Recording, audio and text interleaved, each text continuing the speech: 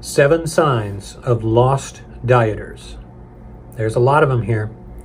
I picked some of the main ones because the more I look around at support groups and various people who set out to do diets, the more disappointed I am at what I see, and the more I realize these people are really trying hard, but they're lost. It's like being in the forest and you've got no compass and you've got no signal on your phone and you're lost. So what are the big primary standouts for those who are about to fail? Number 1, they read many diet books. Now, any one of these, keep in mind, when you look at them, they don't sound bad. Reading is a good thing because the more you read, the better you get. But it's not always true because that betrays your desire to read many books, that you're never certain enough. And this is the mark of a scared communicator, someone who never has enough information to make a decision. So what do? They start stockpiling it.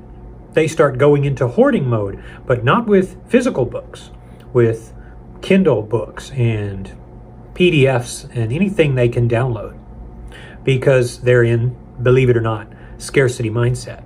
Number 2, they follow new diet trends while forgetting the old. Now keep in mind that last phrase, forgetting the old.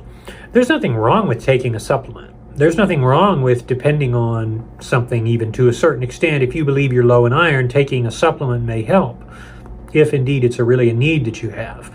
But it's a fact that very often people who trust in supplements, which they ideally shouldn't, forget about older supplements. So they might remember green coffee bean extract, which, by the way, is not in vogue anymore. But before that was acai berry.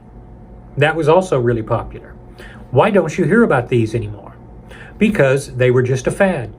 They were just a new trend put out by those who wanted to make some money, which is the case with the diet industry. It's just a way to make money in the vast majority of cases. Number 3, doing weekly challenges. Now again, someone says, hey, wait a minute, I do weekly challenges. I've joined challenges. Is that a bad thing? No, but it usually goes hand in hand with people who feel like they need to change things up because they lack something. When you go in with the belief that you lack something, you end up coming out worse than you are, because if you lack something, you're in scarcity mindset. You feel like you're having hard times. So what do? You need someone to say, I dare you. I double dog dare you. I triple tarantula dare you to do something out there. Why do you need that? So while it may be fun to go out and say for a week, I'm going to give up diet sodas, or I'm going to give up meat or any fat, or it's really not helpful because it distracts from the issue of overall control. Number 4, making New Year's resolutions. Another really big one here. Most people who make New Year's resolutions have big guts. It's just true. They got guts, and they go around and they joke about it. Oh, it's New Year's resolution. I gotta do this New Year. Gotta cut down on the sweets. Same crap. The same ridiculous stuff. I've talked about that before, I suppose. Number 5, going on exclusion diets. Gotta cut out this. Gotta cut out carbs. Gotta cut out beans, because beans have evil lectins, and gluten. Lectins are the new gluten. It's the same sort of stuff.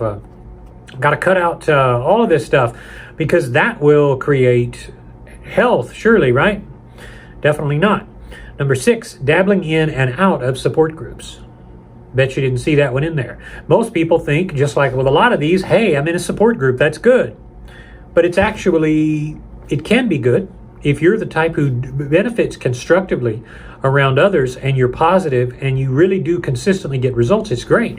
But when you dabble in and out, you're like one of these people that go to the support groups, and they show up and they're there for about a month, and then they're gone for 4 months, and then they come back, and when they come back, they bring a sob story about how life got tumultuous and they lost their way, so they're starting over. And it's the same story on every diet forum they go to. And it's a lot of times, if you Google their handle, you'll find that they have the same names on all of these forums. They might join MyFitnessPal, and instead of using the great tools that are there, they jump to some other forum somewhere. And then they go out and they come back several years later and they say, yeah, I've really got to get on that. It's like the classic discussion in meetings. There's actually a book, Death by Meeting, and it focuses for executives on how all of these business people keep having all these meetings. And one of the things that I try to prioritize around here, and the management here helps me with, is having meetings that are actually constructive, so that you're not just saying we need to have a meeting. Otherwise, you end up having a meeting about a meeting, and you end up proverbially dying from it. But it's the same thing with support groups. It's just like AA and NA. Most of them are just abusers that gather around themselves and destroy themselves together. It tends not to work out. So make sure, if you're using a support group, including my own, you need to make sure that you're not misusing it. Otherwise, you're just deceiving yourself. And finally, those who say, I need to make healthier eating choices. You see, there's a myth that goes around, and the myth says, if you just have a series of normal foods, you should choose the one that is least unhealthy. So in other words, if you're going to have cheese doodles and candy bars, you should swap the cheese doodles and candy bars for maybe cheese doodles and a candy bar with nuts in it, which at least has, maybe some omega-3. Friends, this is complete nonsense. The fact that you're having to, quote, make healthier eating choices is yet another distraction and is yet more deceit. You can logically say that it would make more sense from a health perspective to eat one over the other, but I assure you, in reality, there's no distinction. If you lack self-control, if you lack the ability to be uncomfortable, if you lack the ability to eat whatever you want, not now but later, if you can't put yourself out, then you're just not mature enough for the journey. So telling yourself, I'm going to eat healthier eating choices, that's not going to, you're just kidding yourself, like all of these on this list. You're not being honest with yourself. And of course, lost dieters are lost, not because there's anything defective about them, but because they're not honest with themselves. So that's really where we're going here. Just be honest with yourself, and you won't be a lost dieter.